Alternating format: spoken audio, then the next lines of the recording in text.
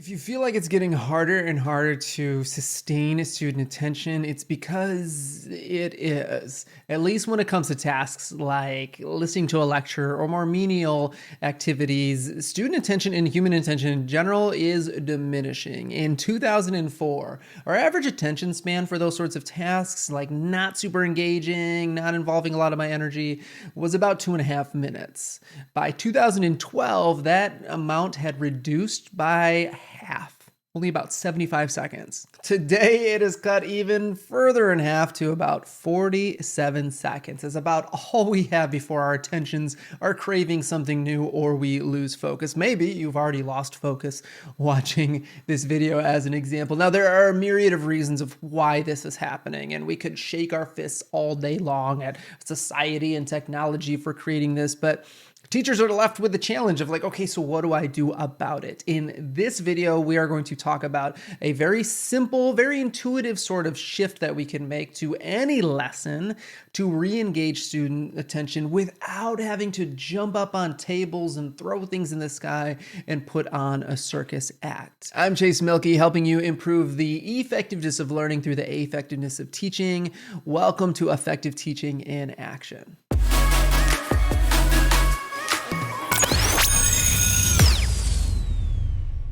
So let's just get down to the nuts and bolts of human attention. Many things factor into human attention, but there are two neuromodulators that are most at play when we're trying to sustain and capture attention: dopamine and norepinephrine. Now, an important thing to know about these two neuromodulators is that both of them are prone to desensitization, meaning if something novel happens in our environment or in a classroom, we get this little spike of dopamine or norepinephrine. But that same sort of experience is going to produce a little less dopamine or norepinephrine the next time. And if it continues, a little bit less. And so we are left with this challenge of, how do I engage student attention and create these little moments of novelty without having to constantly jump on a table or shift gears or shift topics? And the solution is something you already do to some extent, but effective teachers do it to a proactive extent.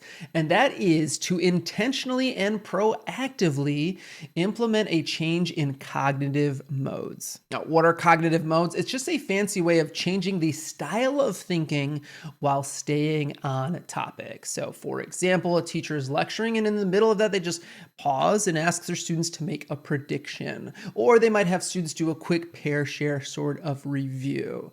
Now, again, all teachers do this to some extent, but effective teachers do this proactively. They are always looking ahead of time and sometimes even scheduling in when those moments are going to happen. Now, considering the frail state of human attention, especially adolescent attention and student attention, they use these a little bit more regularly than the average teacher. Now, here's a visual to just see a few of the many ways that effective teachers shift cognitive mode. Again, imagine we're doing direct instruction, and rather than just talking the whole time, we're adding little bits of variation and novelty so that we don't desensitize that dopamine and norepinephrine. So a callback is an example where you have students call back just a key vocab term. They actually say it out loud. Even kids who aren't paying attention in the moment, it is going to capture their attention and bring them back.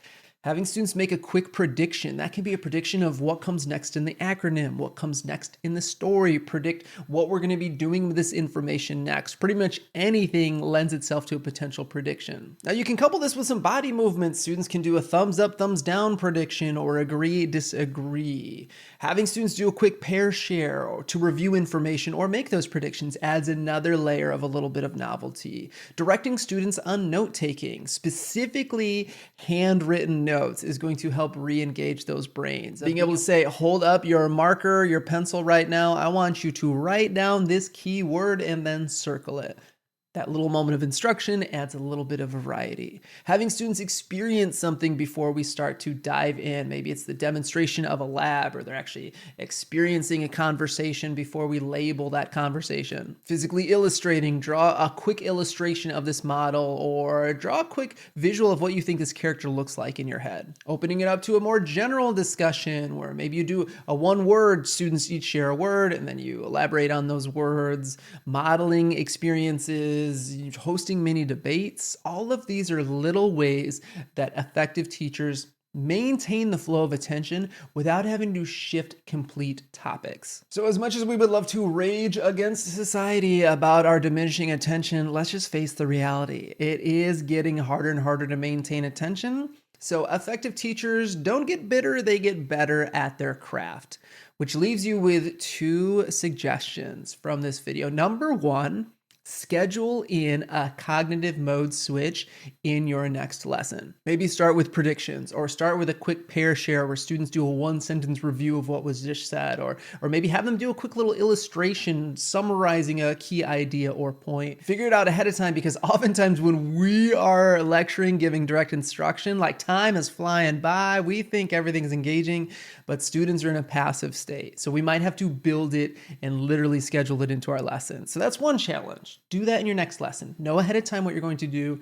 and start to structure it in. Secondly, I would love for you to share in the comments below, what is your favorite way to maintain the flow of attention while re-engaging students with a little bit of novelty, a little change in the experience?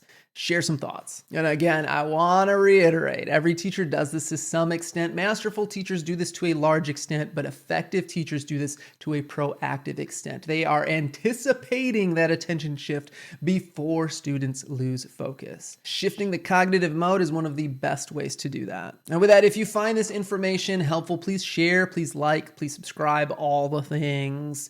And stay tuned for other quick little strategies we can utilize to engage student attention without feeling like we're putting on a circus act. I'm Chase, helping you improve the effectiveness of learning through the effectiveness of teaching. Thank you for tuning in to Effective Teaching in Action.